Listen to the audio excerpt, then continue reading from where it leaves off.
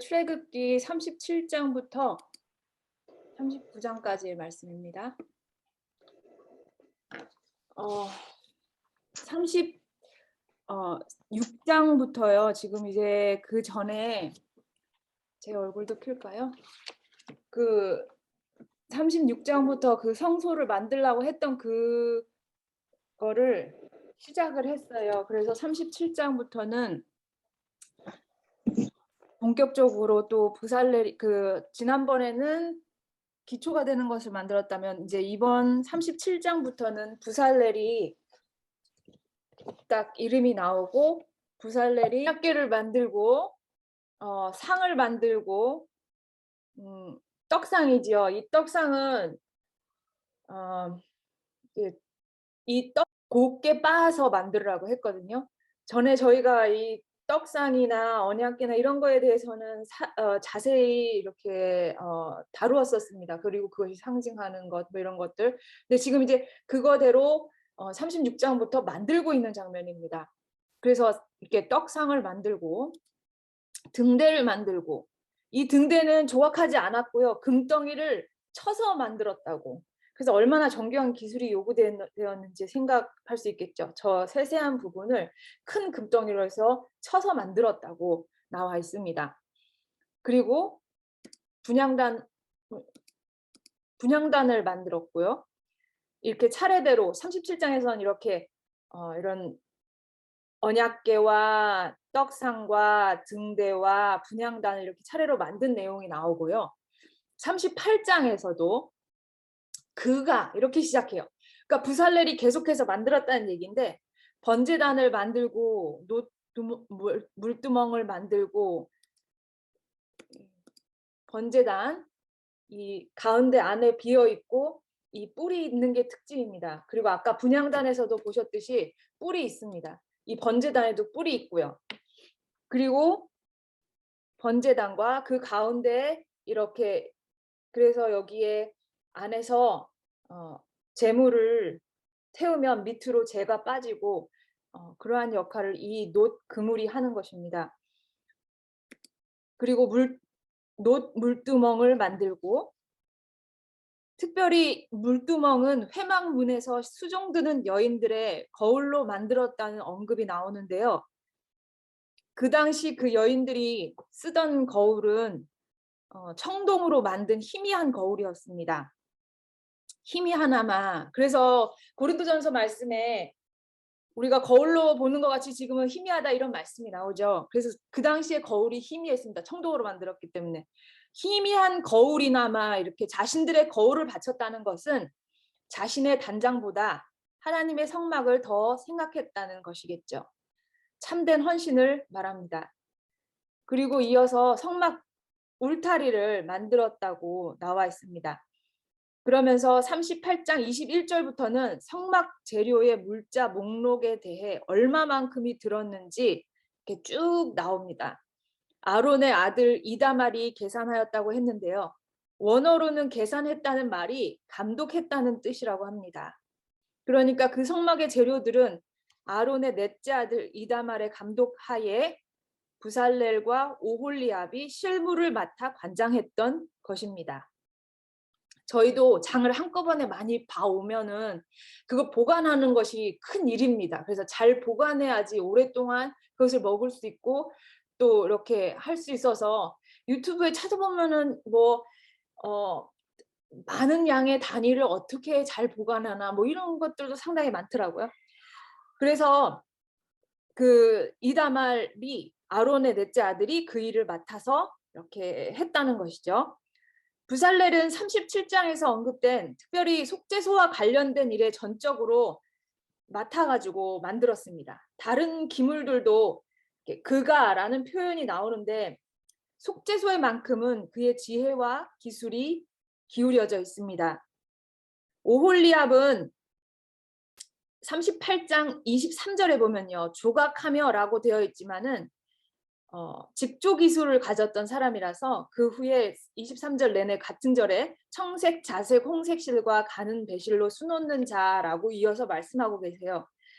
그렇게 직조하는 일에 뛰어났기 때문에 조각하며라는 말은 조각이라기보다는 직조자나 장인이라는 그게 더 맞는 표현일 것이라고 합니다. 그리고 이제 39장에서는 그 이다말 아니 그 오홀리압 그런 직조 기술을 가진 오홀리압이 이제 성막에서 봉사할 제사장의 옷을 조금 더 이렇게 전적으로 맡아서 만들었기 때문에 오홀리압을 이야기를 했던 것 같습니다. 오홀리압을 이야기를 하고 39장에 이제 제사장의 옷과 흉패에 대해서 만드는 이야기가 나옵니다. 우리가 출애굽기 28장에서 살펴보았던 것처럼 그렇게 1절부터 이제 쭉 나오게 되는 것입니다. 여호와께서 명령하신 대로 만들었다고 말씀하시는데, 지난주에 저희가 36장을 나누면서 가감하지 않고 하나님의 뜻대로 행하는 것에 대해 이야기했었죠. 역시나 이 제사장의 옷을 만들 때도 하나님의 명령대로 했습니다. 특별히 39장에서는 여호와께서 모세에게 명하신 대로라는 표현이 9번이나 나옵니다. 이스라엘 백성들이 얼마나 하나님의 명령대로 철저히 이 성막을 만들려고 했는지 알게 되는 말씀들입니다. 그래서 제사장의 옷, 에봇을 만들고 이렇게 흉패를 만들고 제사장의 속옷을 만들고 하나님께서 다 말씀하신 대로 다 만듭니다. 그리고 39장 32절부터 보면 성막이 모두 완성되어서 그 모든 기구와 휘장들을 모세 앞으로 가지고 옵니다. 이때 성전은 영구적인 성전이 아니라 이스라엘 백성과 가나안까지 함께 이렇게 가야 하는 이동식 성막이었기 때문에 분리하고 조립이 가능하게 만든 모든 성막 기물을 모세에게 가지고 오는 것이죠. 이 성막을 만드는데 거의 6달이 소요되었다고 말하고 있습니다. 출애굽기는 출애굽하고 딱 정확히 1년 동안의 일까지를 기록하고서는 레위기로 넘어가는데 이스라엘 백성들이 시내산에 도착한 시기와 모세가 거의 3달 동안 하나님과 산에 있었고 이제 그 후에 일을 시작하는 것으로 이제 계산해서 6개월 정도 이 성막의 모든 기구를 만드는데 걸렸다고 계산하고 있는데요. 어떻게 빨리 만들었다고 생각되시나요? 우리는 이 과정을 지난 36장부터 지금 39장까지 4장에 걸쳐서 이제 40장에서는 조립을 하고 배치를 하고 이제 봉헌을 합니다. 근데 39장까지 이렇게 다 만들었는데 4장에 걸쳐서 본 것인데요. 이스라엘 백성들이 헌신적인 열심을 내고 숙련된 기량을 펼치고 또 거기에 참여한 모두가 우애 어린 협력을 기울여서 이렇게 6개월에 걸쳐 완성을 한 것이죠. 그래서 하나님께서 창세기 1장에 세상을 만드시고 좋았다고 지으신 것을 보시니 좋았다고 하시죠. 또 심히 좋았다고 이렇게 하시는 표현이 나오는데 그렇게 좋으신 것처럼 39장 43절에 이제 마지막에 39장을 마무리하면서 모세가 그들에게 축복을 합니다. 모세가 가져온 모든 기물들과 이렇게 휘장들을 모든 것을 보면서 제대로 만들었나 꼼꼼히 다 검사했겠죠. 그리고서는 이 출애굽기 모세가 썼잖아요. 근데 그래서 9절마다 하나님이 명령하신 대로 만들었다고 이렇게 언급을 한 것이죠. 그러니 이런 백성들의 사랑과 헌신이 어린 노고에 대해서 이렇게 43절 말씀처럼 모세가 축복한 것은 매우 적절하다고 하겠습니다. 저는 이 37장부터 39장까지 성막을 제조하는 모습을 보면서요. 2가지를 크게 생각했습니다. 첫 번째는 부살렐에 대해 말씀드리고 싶어요.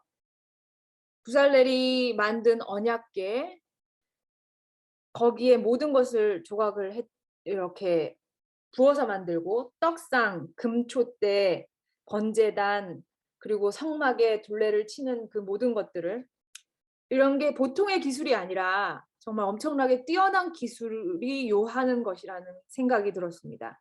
특별히 언약궤에 지금 제가 준비한 사진에도 그 천사들의 모양을 만드는 건데 이게 따로 모양을 만들어 붙인 것이 아니라 그 궤와 한 덩이로 양편에 만들었다고 말씀에 나오는데요.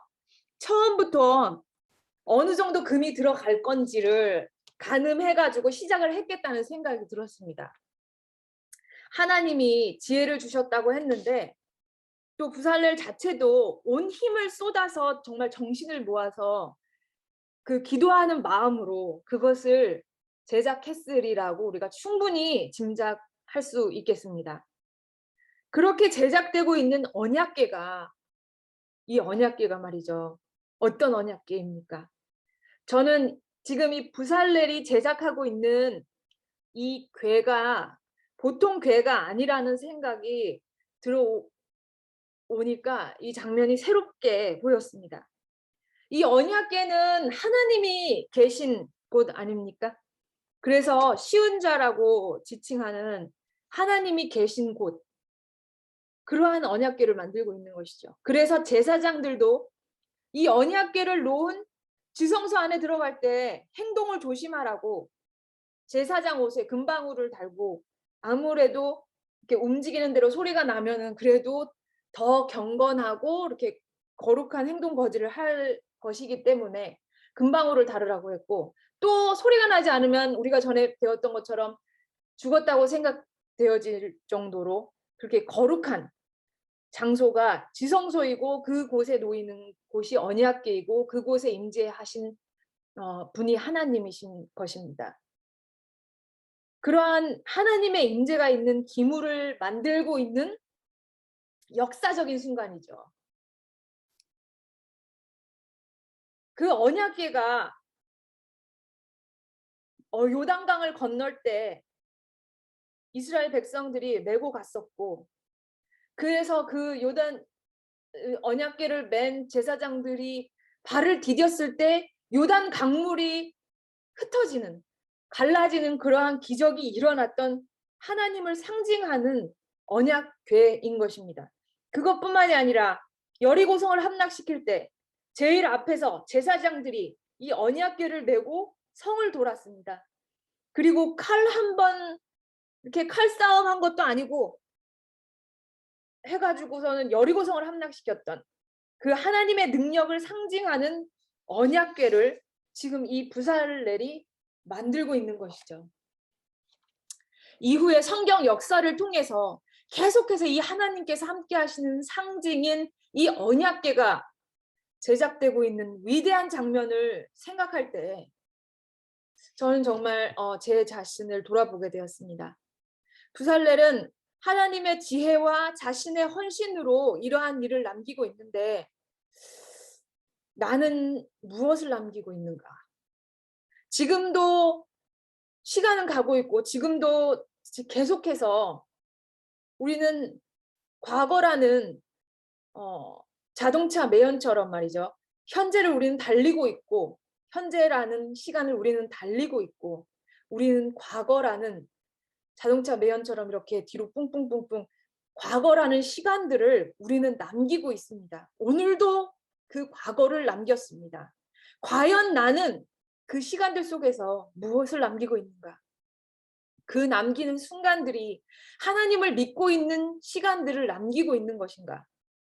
그래서 나중에 뒤돌아보았을 때 제가 뭐 부살렐과 같이 이렇게 성경 역사에 위대한 역할을 하는 일을 남기지는 못해도 모든 나중에 돌아보았을 때 말이에요. 어려움도 아니면 부족함도 화냄도 내게 인내심이 없어서 참지 못했던 모든 것들도 있었지만 하나님을 믿고 있었기 때문에 그 과거가 다 아름다운 기록이 되는 그런 일이 나에게도 있어야 하지 않을까 하는 생각을 했습니다. 지금도 시간이 가고 있습니다. 제가 요새 아들을 제가 큰아들이 있는데 축구를 해요. 그래서 매주 2번씩 1시간 30분씩 연습을 하는데 연습 장소까지 가는데 또 30분이 걸립니다. 그러면 오가는데 1시간, 연습하는 거 기다리는데 1시간 30분 뭐 좀 이런 시간이 걸려요. 그래서 밑에 두 애들을 제가 데리고 가지 않는 날에는 저 혼자만의 시간이 1시간 30분 있는 거죠. 그럴 때 어느 날은 너무 졸려가지고 5시 연습을 하는데 어느 날은 차에서 이렇게 좀 자기도 하고, 어느 날은 유튜브를 보고, 어제도 갔었는데 어제는 차에 이제 겨울이 돼 가지고 히터를 켜지 않으니까 춥더라고요. 그래서 잠도 못 자겠고. 하여튼 그런 시간을 보내면서 이 부살레를 생각하게 되었습니다. 이 말씀을 준비하면서 하나님, 제가 그러면서 이런 시간도 정말 믿는 시간이 되게 해 주세요. 제가 유튜브를 보고 뭐 생각을 하지 않는 이유는, 그러니까 그거는 생각하지 않아도 그러면서 제가 기도하는 것은 많이 생각하지 않아도 되는 것들로 그냥 생각 없이 그냥 멍 때린다고 하죠. 그런 시간들로 보낼 수 있기 때문에 유튜브를 보는 것 같다는 생각이 있어요. 그러면서 많이 생각하지 않아도 되는 것들로 시간을 흘려보내지 않게 해 주세요 하고 기도를 하게 됩니다. 저 자신에게 먼저 하나님이 이런 생각을 주신다고 생각하고요. 하나님을 믿는 시간들로 채워진 과거를 남기고자 결심해 봅니다. 두 번째 제가 생각한 것은 이 출애굽기 37장부터 39장의 모든 기물들을 만드는 우리 모세와 그 이스라엘 백성들을 생각하면서 이 모든 기물이 제사장의 의복이 이렇게 예수님을 상징한다고 우리가 쭉 다 배워왔거든요. 아까 사모님께서 기도하신 것처럼, 예, 특별히 또 제사장 우리 예수님께서는 우리의 큰 대제사장이 되시잖아요. 예수님을 상징한다는 것입니다. 이 모든 것들이요. 번제단도 예수님께서 희생당하실 것을 상징하고, 또 휘장이 이제 지성소를 가릴 때도 거기에 휘장이 있고요. 성소에 들어갈 때도 있고, 성막 안에 거기에도 휘장이 있습니다. 그 휘장에 사용된 실의 색깔조차도 우리 예수님을 상징합니다. 또 제사장 의복에 사용된 모든 그런 휘장에 사용된 실, 제사장 의복에 사용된 모든 실들이 예수님의 성품과 사역을 반영하는 것입니다. 하나님이 그렇게 모든 것에 기억하라고, 예수님을 기억하라고 넣어 놓으신 이유가 무엇일까요? 사실 지금 이 모든 것이 결국 예수님을 이 땅에 보내시기 위한 큰 그림이지 않습니까? 모든 역사가 예수님을 위한 준비였던 것이죠. 지금도 인류가 최초로 범죄한 이후에 우리가 알고 있는 원복음, 창세기 3장 15절에 여인의 후손이 원수의 머리를 상하게 할 것이라는 그 복음을 이루시기 위한 준비이고, 우리는 감사하게 그것이 이루어진 마지막 시대에 살고 있습니다. 그리고 다시 오실 예수님을 기다리고 있는 것이죠. 출애굽기도 그 예수님의 오심을 위해 민족들을 준비하시고 계속해서 잊지 말라고 하시는 장치들을 마련하시는 그러한 내용인 것입니다. 베드로후서 3장 8절 말씀에 사랑하는 자들아, 주께는 하루가 1000년 같고 1000년이 하루 같은 이 한 가지를 잊지 말라고 말씀하셨습니다. 우리 하나님께서는 하와가 죄의 유혹에 넘어진 이 일이 어제일 같으시겠지만은 유한한 인간들을 향해서 반드시 기억하라고, 잊지 말라고 이 수많은 상징들을 통해서 우리에게 말씀하시는 것입니다. 너가 이 세상에서 이런 일을 겪고 죄악의 영향으로 사는 것이 그게 다가 아니야. 너에게 구원이 있단다. 기억하거라. 잊지 말아라. 그렇게 우리를 꼭 구원하시고 싶은 하나님의 마음인 것입니다. 상한 자를 위로하고 치료하고 희망을 주시려는 그런 하나님의 마음인 것이죠. 사랑하는 누구누구야, 내가 있다. 너를 사랑하여 대신 너의 죄를 지는 나를 보고 너는 살으렴 하는, 너무나도 우리에게 그 구원은 영생뿐만이 아니라 오늘 나에게도 짜증날 때, 또 불안할 때 평안을 주시려는 하나님의 마음인 것입니다. 예수님께서 마지막 이렇게 돌아가시려는 그 주, 그 6월절, 마지막 6월절에 시작되는 그 주 첫날에 나귀를 타고 예루살렘에 입성하셨습니다. 그때 동네방네 사람들 다 나와가지고 호산나 호산나 뭐 난리법석 했죠. 모든 고침받은 사람들이 나와서 예수님을 환영했습니다. 원래는요, 우리 예수님 주목받는 거 되게 안 좋아하시잖아요. 이적을 행하고도 얼른 자리를 뜨시고, 포도주를 만들었을 때 그때 기억하실 것입니다. 포도주 만들고 너무 맛있다고 이렇게 하는 그 찰나에 벌써 이미 예수님은 나가고 없으세요. 그런 분이시거든요. 이적을 행하고도 이렇게 얼른 자리를 뜨시고 막 생색 낸다는 것은 또 전혀 생각하지도 못하시는, 주목받는 거를 안 좋아하시는 그런, 그리고 초막절에 올 때도 조금 덜 복잡한 그런 날을 골라서 오시는. 그런데 이때는 예수님께서 예루살렘에 나귀를 타고 입성을 하시면서 모든 사람들이 호산나를 외치고 있는 것입니다. 근데 그때도 어린 나귀라서 예수님 발이 거의 땅에 닿을 듯 했지만은 어쨌든 우리 예수님 그때는 그 환호성을 허락하셨습니다. 왜 그러셨나요? 이제 곧 내가 뱀의 머리를 깨뜨리는 일을 할 텐데 혹시 모르는 사람이 있으면 안 되니까, 혹시 이 엄청난 일이 환기되지 않아서 성경을 다시 들여다보지 않을까 봐 꼭 보라는 간절한 예수님의 마음인 것입니다.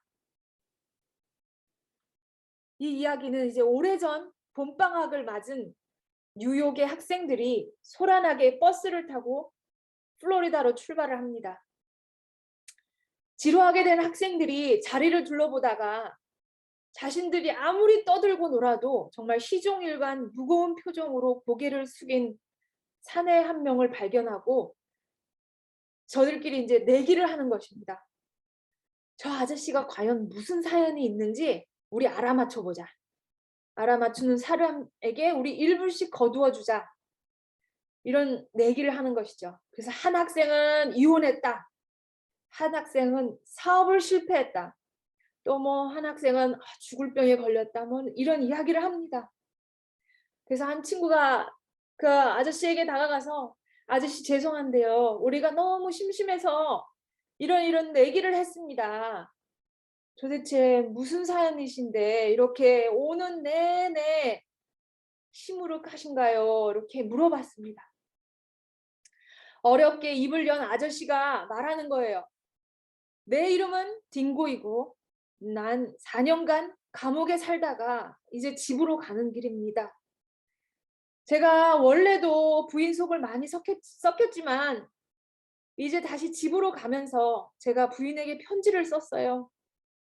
내가 이제 어느 날 퇴소하는데 여전히 나를 받아들인다면 집 앞 나무에 노란 손수건을 매달아 놓고 놓아주고, 아니면 이미 재혼을 했거나 나를 용서하거나 받아들일 수 없다면 노란 손수건을 달지 않아도 되니까 그럼 나는 그냥 버스에서 내리지 않고 그냥 지나치겠다고 그러한 편지를 보내고 이제 집에 가는 길이라고 그러한 이야기를 했습니다.